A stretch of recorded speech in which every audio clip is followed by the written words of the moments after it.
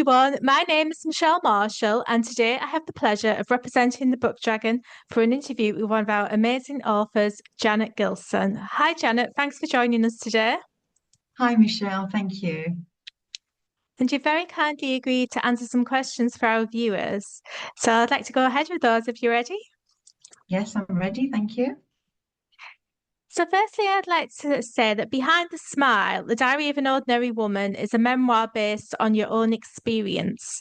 Can you tell our viewers what inspired you to write it? Well, initially, it started off as I was at a writing workshop and they had a competition, and you needed to produce two chapters of a book that you would like to write. And I've always wanted to write about my life because I think people perceive it as very different to what it actually was, how it started off and where I am now. And so it had a completely different title. It was quite different then. But I did those two chapters, and that got me started really. And following that, we had COVID quite soon after the workshop. And it just gave me the time then to concentrate on the book. I had so much time being at home, that I just ran with it from there really. And I sort of put it all together, added things, took things away. And yeah, so really that's, that's why it came into being. But I think also one of the main reasons was that I thought that by sharing my own experiences and traumas, it might actually help other people that go through similar experiences, similar traumas.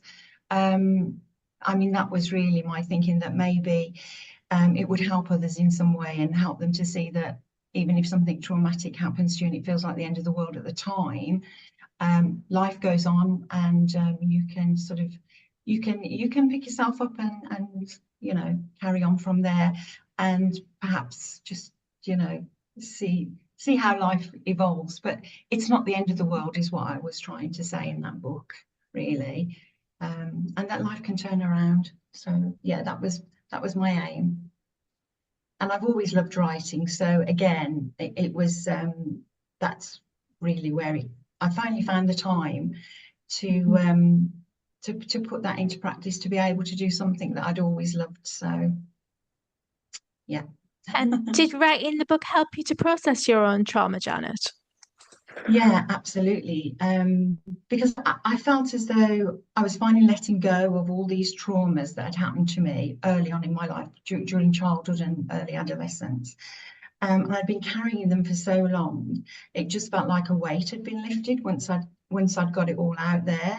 I did worry about how it would affect the people I know and love, like my immediate family, relatives, and even some of my friends found it quite traumatic to read, because it's not something you then talk about openly. You're out for dinner, you're having a conversation, you're not going to bring up things that happened to you in the past. So yeah, I do feel it helped me a lot, but I was concerned about how it might affect others.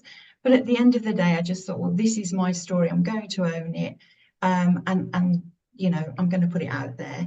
I know a lot of people say, you shouldn't wash your dirty linen in public, or whatever the old-fashioned saying was. But I felt that it would help other people, and it certainly helped me to come to terms with what I'd been through, really. Because you sort of back, sort of 60s, 70s, you used to bury all these things. You wouldn't deal with them. You'd put them away, and that, nobody talked about things, everything brushed under the carpet. Let's just pretend it never happened. And that's not a good thing to do. And so yeah, I do feel it helped me, and I wrote letters at the end of each chapter to special people in my life that had helped me in some way or another, or had been a special part of the journey, or was related to that chapter. And I think that lightened it a little bit so that it wasn't too heavy. And that also helped me as well. So that helped me as well. Even addressing people that had caused the trauma, that helped me a lot. So yeah, I think it did help. Yeah, that makes sense. And can you tell our viewers about how the experiences you endured affected your health and well-being? Yeah, I believe that everything that happens to us during our lifetime, again, as I say, was sort of locked away, blocked off. You don't talk about it, and I believe we carry that within us and in our bodies, and that eventually, it makes its way out in one form or another, whether it's physical or mental. It does have an effect on all of us. So, for myself, I have several autoimmune illnesses which I deal with. And I do believe that that was caused by childhood trauma.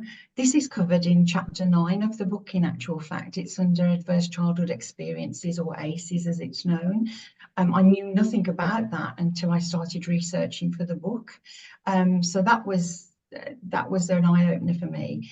But I do feel that your health in general, I mean, okay, there are certain things that you can't sort of put down to that. But I do think trauma has a massive effect on your health. And it's affected my brother. I mentioned my brother in the book as well. So I can see that from both of us, having had similar traumas, it has affected both of our health and well-being, him to a greater extent than me. And as I say, it's covered in chapter 9. And yeah, I think that's that's the experiences of the illness. Obviously, initially, I didn't put it all together. And again, that's how the book has helped me in that way, by with the research of ACEs, really. So yeah, it does have an impact, definitely has an impact. It's absolutely fascinating. And despite the dark topics that you do cover in the book, Janet, there's also a message of hope. Can you share the positivity that has come from the pain that you've suffered? Yes, well, I think having written the book, as I say, was also cathartic for me. But I think my life turned around and changed completely when I met and married my husband and moved to Malta.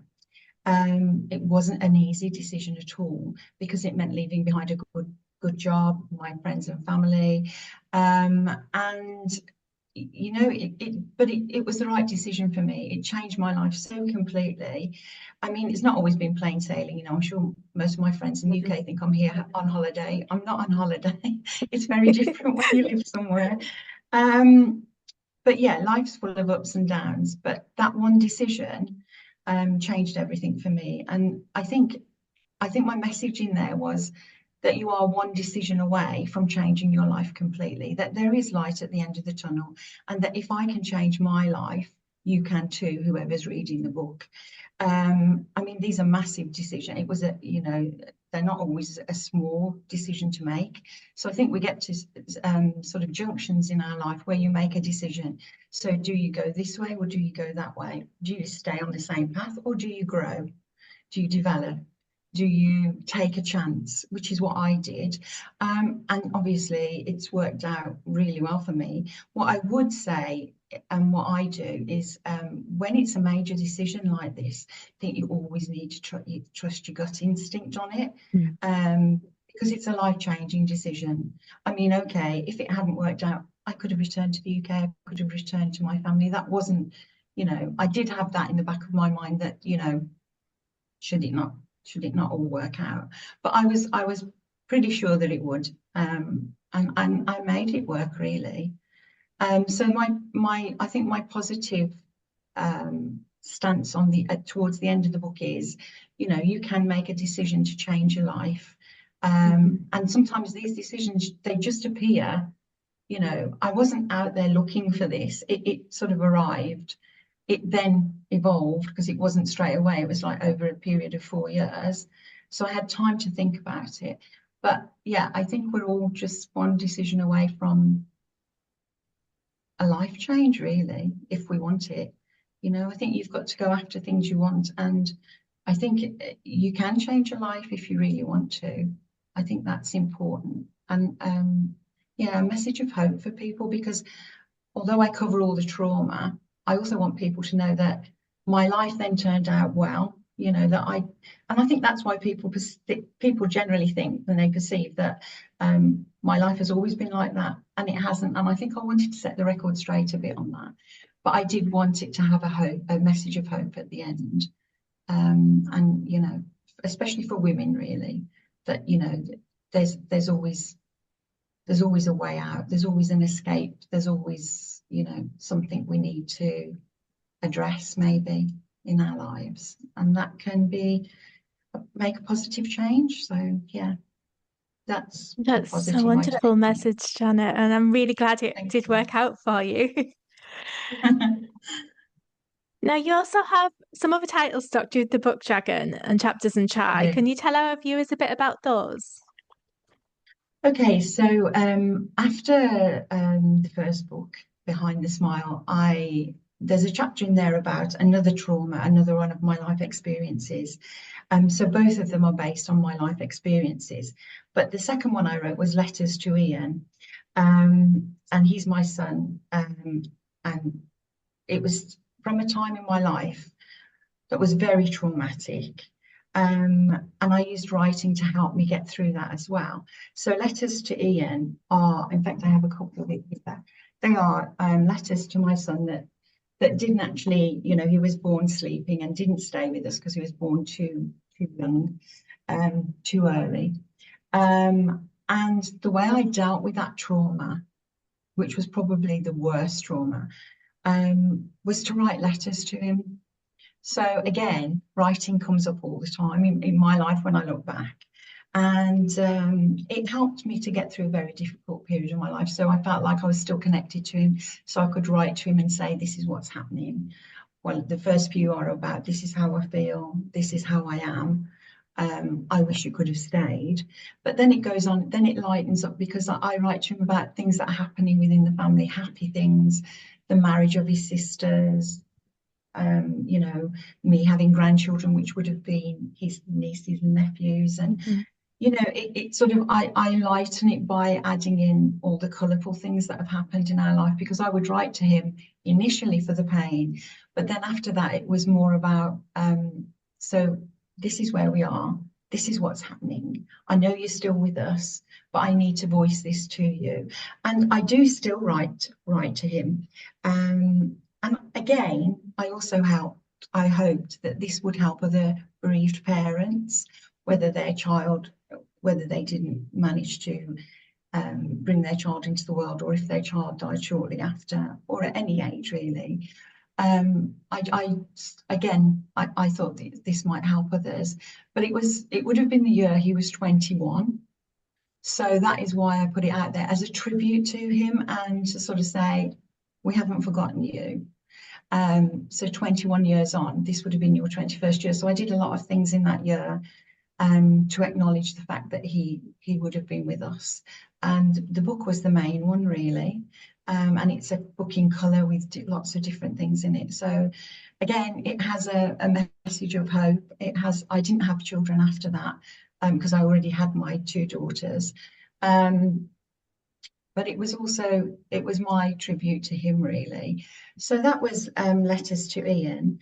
And then last year I did Pensioners Behaving Badly, again based on my current life situation, because now I'm in my 60s, and I feel that once you reach a certain age you almost become invisible.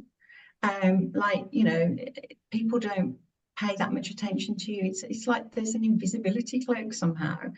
And I wanted to show that we do still have so much to give, and that we're still valuable members of society. We have a lot of wisdom, we have a lot of, advice that we can give, we can help. And I think we're still fit and able. So yes, we should be able to help and to influence society and be valuable members, because we have been and we still are.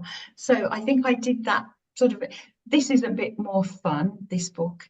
And I wanted, after the last two books that were both trauma based, I wanted to bring something with a fun element to it. So it's a collection of stories, poems, anecdotes, art, that I gathered from all over the world from different people. There is a little bit of me in there as well, but I wanted it to be a collaboration of other people that are over 60 to have their say, and for them, so that it's not all me. It's lots and lots of other people. I just think it gave them a voice. So I put a sort of a message out there. Some people I knew, some people I didn't, and some of them are my friends, family. Yeah, so I just felt that we had a voice and we had, things to say. And I bought it out, I think, in November, so it was in time for sort of Christmas gifts because I think it makes a great gift Yeah. for other people over 60s. I've had people that have bought it for like retirement gifts or special birthdays and stuff like that. But I wanted something a bit more upbeat, but still with a message, with a strong message. And I think that's what's carried through all three of my books. They have a message within them. And again, pensions behaving badly was, it was kind of like a tongue-in-cheek saying, don't disregard us because, it's at your peril if you do. Like, because we've still got so much to offer and we do still have fun and have a great time. So, don't just write us off, really. So yeah, so those were my other two books. And yeah, I'm really happy with them. So I'm happy with all of them. They're all sort of, as I said, based on my life or on my life experiences. And I hope they have a message for people. That's fantastic. Thank you, Janet. You can get all of Janet's books at Chapters in Chai in our shop in Stockton-on-Tees or from our website, thebookdragon.co.uk. And this coming Saturday, we'll be hosting a book signing in Chapters and Chai for Janet between 11 a.m. and 1 p.m. We hope to see you there. Thank you very much for your time today, Janet. It's been lovely to talk to you. Thank you, Michelle. It's always lovely to speak to you.